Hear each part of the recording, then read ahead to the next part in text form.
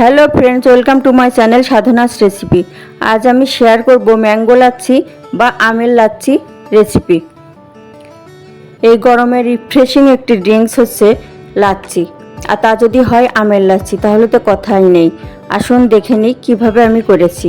প্রথমে 2টি আম নিয়ে নিয়েছি। আম দুটি কেটে নিচ্ছি খোসা সহ।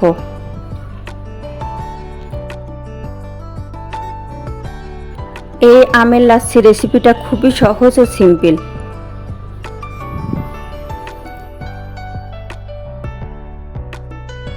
এবার এই খোসার ভেতর থেকে চামচ দিয়ে এভাবে আমি আমটা বের করে নিচ্ছি।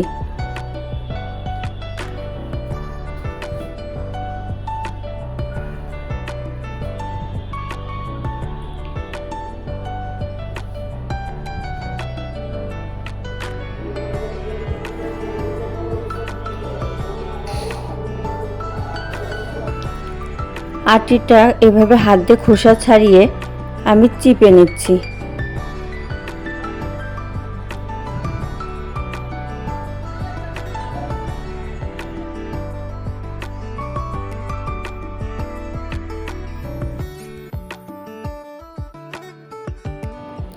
এবার একটি ব্লেন্ডারে জার নিয়ে ওর মধ্যে আমগুলো দিয়ে দিচ্ছি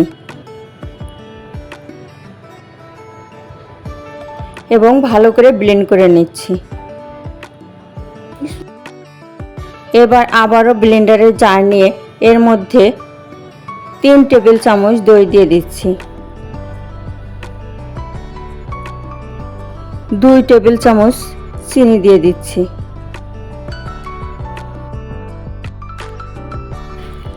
এবং 2 টেবিল চামচ গুঁড়ো দুধ দিয়ে দিচ্ছি। গুঁড়ো দুধ আমের লাচ্ছির স্বাদ আরও বাড়িয়ে দেবে। এর মধ্যে ব্লেন্ডার করা আমগুলো দিয়ে দিচ্ছি।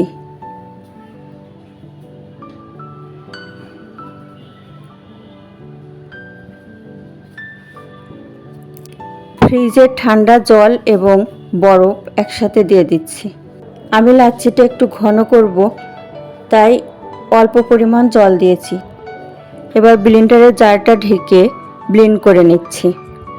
এবার 2টি গ্লাসে ঢেলে নিচ্ছি। হয়ে গেছে আমার আমের লাচ্ছি বা ম্যাঙ্গো লাচ্ছি।